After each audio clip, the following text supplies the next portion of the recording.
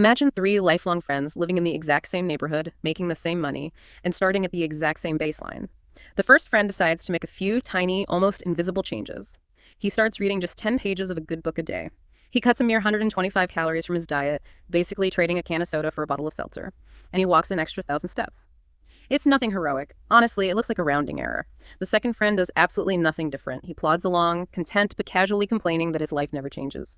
The third friend makes a few small, poor choices. He buys a bigger TV to watch more episodes of his favorite show. He adds one alcoholic drink a week to his routine. He starts cooking a few richer recipes. Nothing crazy. He's just trying to have a little more fun.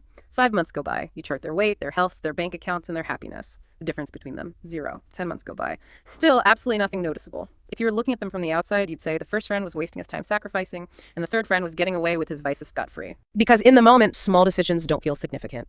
But around month 25, the invisible math of life starts to become visible.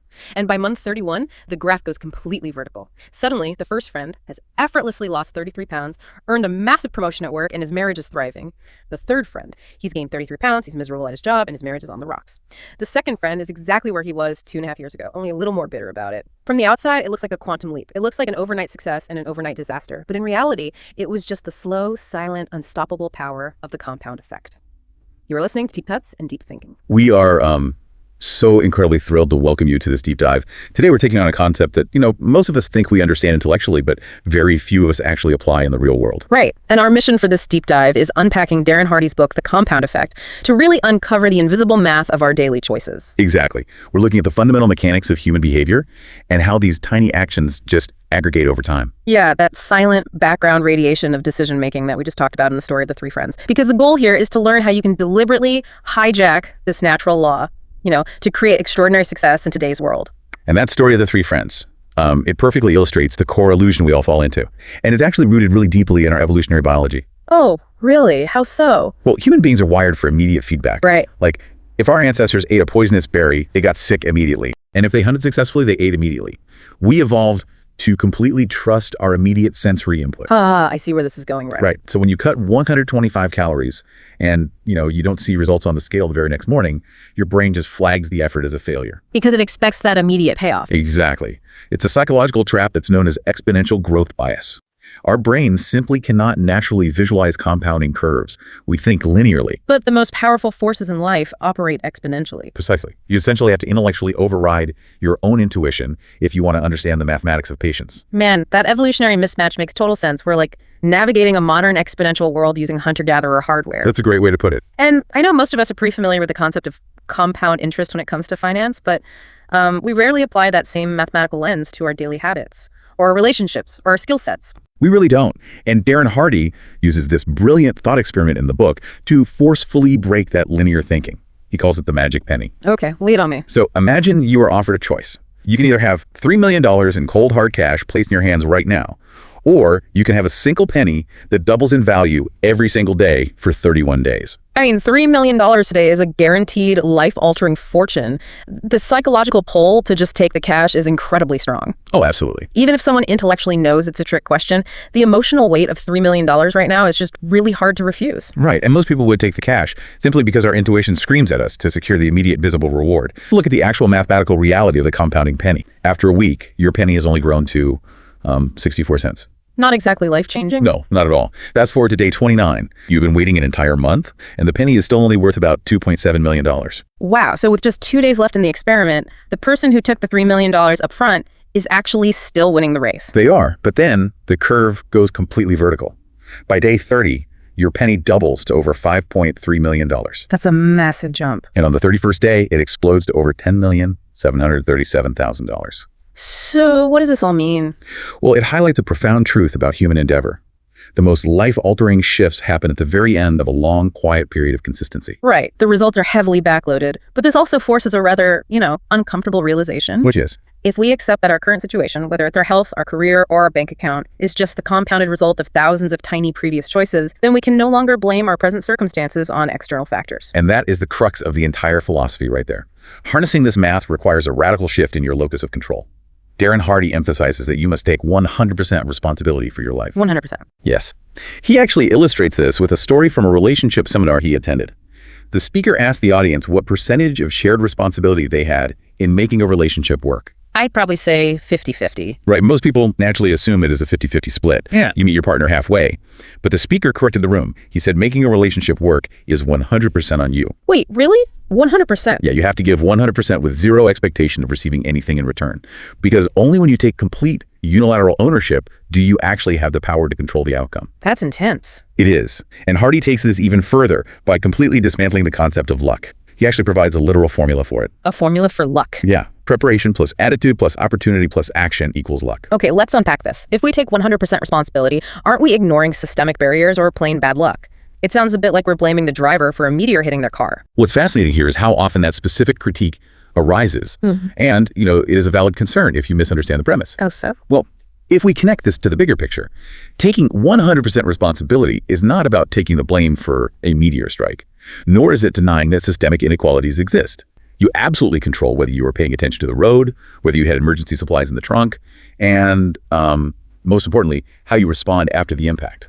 So it's about the response. Exactly. True responsibility is the shift from passive victimhood to becoming the active pilot of your circumstances. You have to lead with conviction, even when external circumstances are deeply unfair. Because the alternative, just waiting for circumstances to change, basically strips you of your own agency. Precisely. Moving from a passive victim to an active pilot is a really powerful reframe. But this brings us to a practical problem. If we accept this radical responsibility, how do we actually see the tiny, invisible choices we make every single day? Because as we established with the penny, the changes are so small, they fly completely under our radar. They do. We can't pilot the ship if we can't see the instruments. That's a great point. And the only reliable mechanism to bridge the gap between unconscious habits and conscious awareness is rigorous tracking. You have to manually force your brain to acknowledge the data. Oh, that reminds me of the incredibly striking anecdote Darren Hardy shares in the book. The tax bill story. Yes. In his early 20s, he was making a massive income selling real estate. He felt financially invincible. Then tax time rolled around and he was hit with a massive tax bill. It was huge. He owed over $100,000. And despite earning a fortune all year, he didn't actually have the cash on hand to pay it. Yeah, his accountant basically had to give him a really harsh reality check. Right. He pointed out that Hardy was hemorrhaging money through 1,000 tiny unconscious purchases. And to fix it, the accountant didn't just tell him to spend less. He forced Hardy to carry a small notepad in his pocket and write down every single cent he spent for 30 days. Every single cent. Every cup of coffee, every lunch, every random impulse buy. You know, this really reminds me of the concept of temporal discounting in behavioral economics. Oh, how so? Well, we value a small reward right now disproportionately more than a massive reward in the future. Like, we've all heard the standard advice to stop buying lattes, but Hardy's breakdown of the coffee trap gives it a real mathematical weight. It really does. A $4 coffee every workday doesn't just cost $4. If you invested that $4 at an 8% return, in 20 years, that daily habit actually cost you $51,833.79. It's staggering when you say it like that. You are literally paying for a temporary caffeine hit with your future wealth. And this raises an important question about how our brains process routines, When you track a behavior, you simply cannot ignore it. Because you're forcing yourself to look at it. Right. Most of our daily actions are housed in the basal ganglia, which is the part of the brain responsible for automatic unconscious habit loops. Yeah, autopilot. Exactly. By forcing yourself to pull out a notepad and write down a purchase, you are interrupting that automatic loop. You are forcing the prefrontal cortex, the logical executive function center of your brain, to wake up and evaluate the action in real time. It's like trying to fill a bucket that has a microscopic hole in it. You don't see the water leaking in the moment, but by the end of the day, the bucket is bone dry. That is a perfect analogy. If you don't measure the water level constantly, you establish this completely broken baseline without even realizing it. That is precisely the danger of the unexamined habit. So, to combat this, the actionable takeaway here is to pick one single behavior you want to change. Just one. Just one to start with. Right. It could be your diet, your spending, or how many times you pick up your phone. Track it relentlessly in a physical notebook for 21 days. And what happens after 21 days? Well, the first week will bring genuine shock at the volume of your unconscious leaks.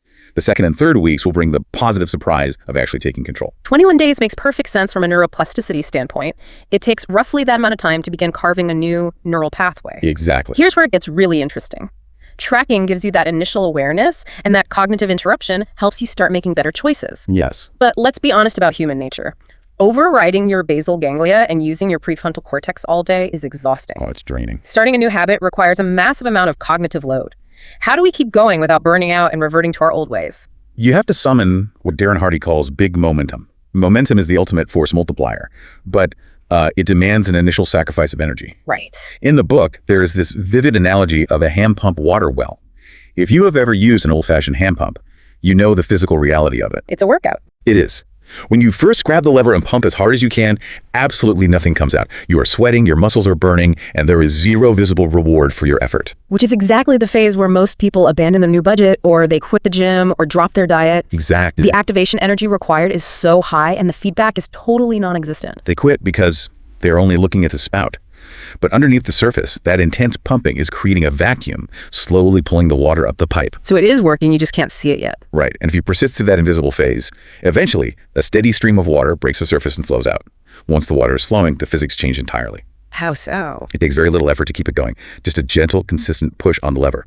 However, if you get distracted, step away, and let go of the lever for too long, the vacuum breaks. Oh no. Yeah, the water drops all the way back down into the groundwater table, and you have to start the agonizing high-energy process all over again. Consistency is everything. It's exactly like pushing a heavy playground merry-go-round. It takes every ounce of leg strength to get it moving an inch, but once it's spinning fast, you can keep it going with just one finger. That's a spot-on comparison. The problem is people try to maintain that initial sprinting energy forever, which just leads to failure. And that is the primary cause of burnout. People over-index on motivation rather than sustainable system design. Hardy really warns against doing too much too soon. Like taking on too many habits at once. Exactly. He tells a story of an acquaintance who decided to get in shape and planned to launch into a fitness routine of 2 hours a day, 5 days a week. That's intense for a beginner. Right? Hardy strongly advised against it, explaining that you must build a routine you can maintain for 50 years, not 5 weeks. Wow, 50 years. Yes. If you make the initial pumping too exhausting, you will inevitably let go of the lever. The key to never letting go of the lever is establishing an unbreakable rhythm. So how do we do that? Hardy highlights the critical strategy of bookending your days. You create fail-safe morning and evening routines. For example, waking up at 5 a.m. every day, hydrating immediately, reading 10 pages of a book, and outlining your top 3 priorities before the rest of the world wakes up. That's a perfect bookend. Because when you control the start and the end of your day, you insulate your momentum from the unpredictable chaos of the hours in between. Exactly. Plus, decision fatigue is lowest in the morning, making it the optimal time to execute your most important habits automatically. That's entirely true. But, even with rigorous tracking, strong momentum, and protected mornings, you do not exist in a vacuum. Right, there's always the rest of the world. Yeah, the world is naturally entropic. It will constantly try to drag you backward toward the mean. To protect your progress, you have to rigorously audit 3 external influences: input, associations, and environment. Let's break those down. Well, input is the information diet you feed your mind. The news, social media, the conversations you consume. Environment is your physical space, optimizing it to reduce friction for good habits and increase friction for bad ones. Makes sense. Keep the junk food out of the house. Exactly. But the most critical, and often the most difficult, is associations, the people you spend your time with. Darren Hardy reinforces the famous sociological principle that we become the average of the 5 people we spend the most time with. The average of the 5 people you surround yourself with. It's a heavy thought, especially when you factor in concepts like emotional contagion and mirror neurons. We subconsciously mimic the posture, vocabulary, and habits of our inner circle. We absolutely do. If your 5 closest friends are cynical, financially reckless, or chronically unhealthy, the gravitational pull of their normalized behaviors will eventually drag your momentum down. So willpower isn't enough. No, your willpower cannot permanently outlast your environment. Sometimes, in order to grow, you have to make the difficult conscious choice to strictly limit or completely break away from negative associations. That sounds incredibly harsh. Are we really supposed to just ditch lifelong friends because they prefer eating greasy appetizers and watching TV over reading self-improvement books? It does sound severe on the surface, but if we connect this to the bigger picture, it is not about being elitist or lacking empathy. It is about the vital difference between relationship management and boundary management. Okay, boundary management. Yes. You can absolutely still care for people without letting their daily habits dictate your personal momentum. You might limit your time with a specific group to a quick coffee on a Tuesday afternoon instead of spending the entire weekend immersed in their environment. So you're not cutting them out, you're just adjusting the exposure. Exactly. It is about protecting your cognitive ecosystem. Meanwhile, you must actively seek out what Hardy calls peak performance partners. Peak performance partners. Yes, these are peers or mentors who operate at a higher level of discipline and actively pull you upward, forcing you to elevate your own standards just to keep pace. So we track the invisible choices, we build momentum through consistency, and we insulate ourselves with better inputs and high-performing people. That protects the baseline, but how do we actually accelerate the compounding process? Well, Hardy shares an ultimate secret to acceleration, and it relies on the concept of marginal gains. It is simply this: doing just a little bit more than what is expected. Just a little bit more. Yeah. Imagine you were at the gym. Your workout calls for 12 reps of a certain weight. You get to 12, your muscles are burning, and you have successfully met the expectation. Job done. Right? And most people, even disciplined people, rack the weight there. But if you push through the psychological barrier and push out 3 more reps, you do not just add to your results, you multiply them. Because in physiology, those final reps beyond the point of comfort are the only ones that actually force the muscle tissue to adapt and experience hypertrophy. The first 12 reps just get you to the starting line of actual growth. That is exactly it. And that principle of hypertrophy applies to every area of life. Going slightly beyond expectations, whether it's making 3 extra sales calls when you promised yourself you'd stop at 10, reading a few extra pages, or putting slightly more thought into a project than your boss asked for, is where the exponential growth occurs. It's the extra effort that triggers the multiplier. Right. When you consistently deliver just a little bit more, the compound effect shifts into overdrive, creating a massive separation between you and the rest of the pack. Wow, this has been an incredibly revealing look at the mechanics of success. If we distill everything we've unpacked today, the fundamental formula of the compound effect becomes starkly clear. Choice plus behavior plus habit plus compounded time equals goals. Success is never the result of a sudden quantum leap or a stroke of unearned luck. It is always, without fail, the invisible math of everyday consistency. It really is. It is about seeing the extraordinary power hidden within the mundane. And, as we wrap up this deep dive, I want to leave you with a final lingering thought to consider. Look closely at your life in this exact moment. What is the one tiny, seemingly harmless choice you made this morning that, if compounded over the next 31 months, might completely alter your trajectory, for better or for worse? If you found this podcast interesting, please like and subscribe. Thank you for joining us today.